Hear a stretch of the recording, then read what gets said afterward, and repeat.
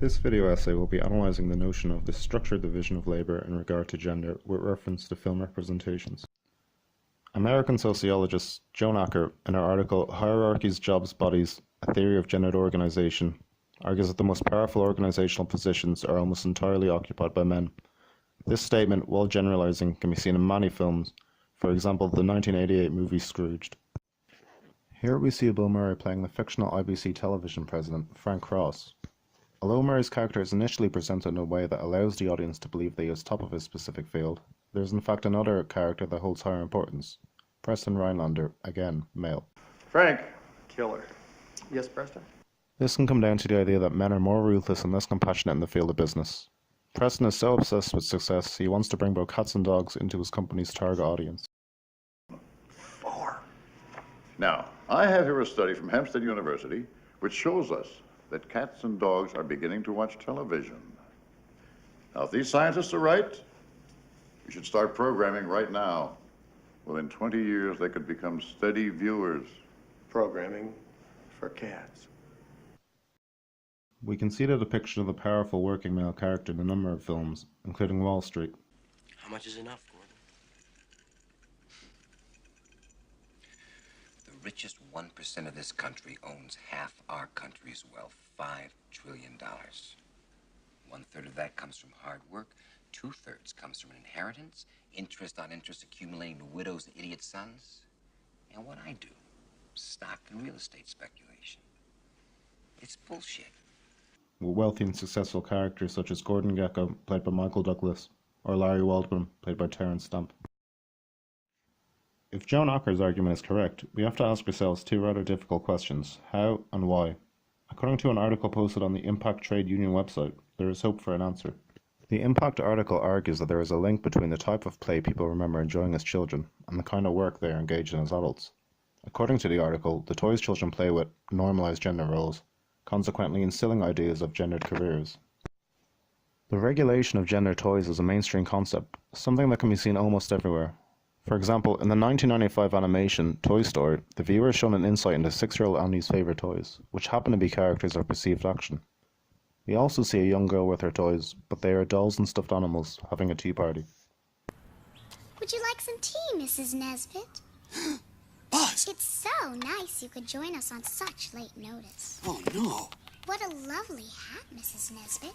It goes quite well with your head. Hannah! Oh, Hannah! Mom? Please excuse me, ladies. I'll be right back. What the article argues is that the toys given to children can have an influence on their potential future career.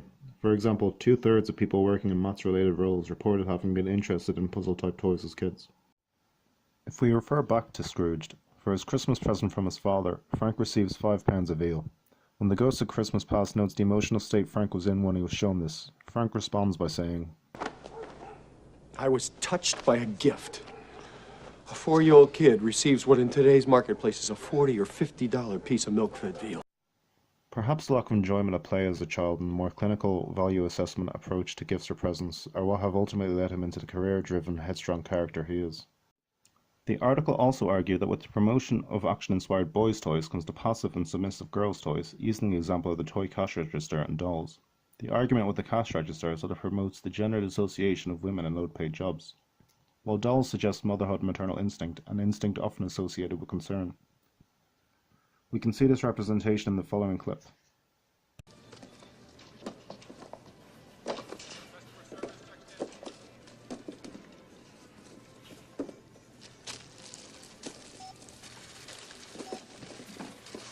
Are those microwave dinners any good? I don't know. I'll give them a whirl.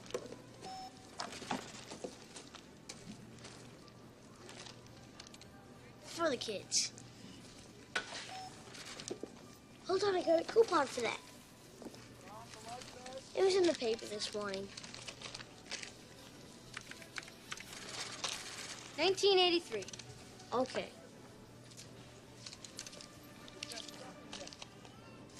Are you here all by yourself? Ma'am, I'm 8 years old. You think I'd be here alone? I don't think so. Where's your mom? My mom's in the car. Where's your father? He's at work. What about your brothers and your sisters? I'm an only child. Where do you live? I can't tell you that, Why not? because you're a stranger. According to an EU gender report, almost 90% of women in the state do housework, in comparison to less than 50% of men. This comes down to the social expectations we are expected to adhere to, and while things are improving, evidently there is still an expectation that domestic work is a woman's job. This is often depicted in film, for instance Thelma and Louise, the story of a friendship between a waitress and a housewife.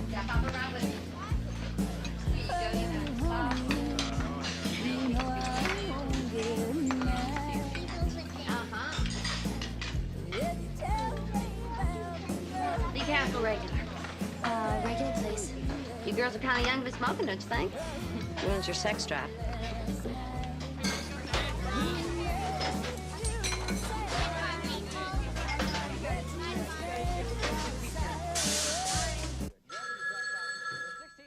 I'll get it! I got it! Hello.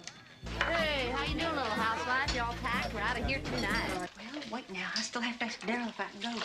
You mean you haven't asked him yet? No, no. For Christ's sake. Mama, is he your husband or your father?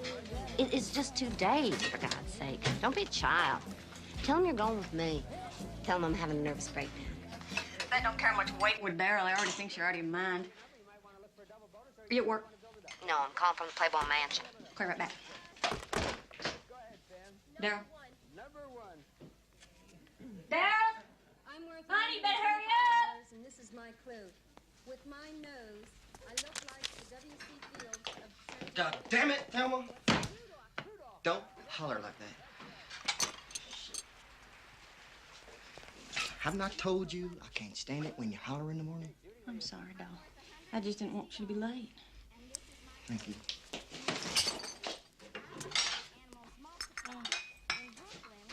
Hon, What? have a good day at work today. Uh-huh. Jeez. Thank you, no. The same study also found that men were overrepresented in fields of science, technology, engineering, and mathematics. The best example of this can be seen in this clip from Terry Gilliam's Brazil, in the Ministry of Information, with at least 100 men hard at what looks like skilled work, and there is 0 women doing the same thing.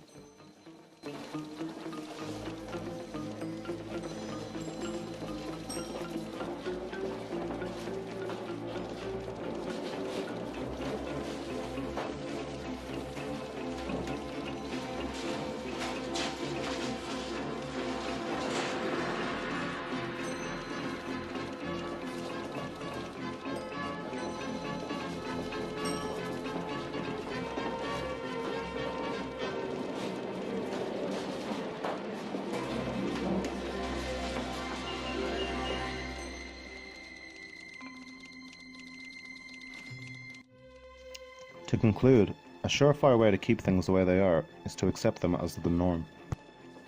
If it is ingrained in us from the time we are toddlers that the jobs which rely on strength, physical ability, or intelligence are expected to be done by men, and the housework and entry-level jobs should be assigned to women, the inevitability is that the patriarchal societies will remain, while at the same time men will continue to feel the pressure of what is expected of them.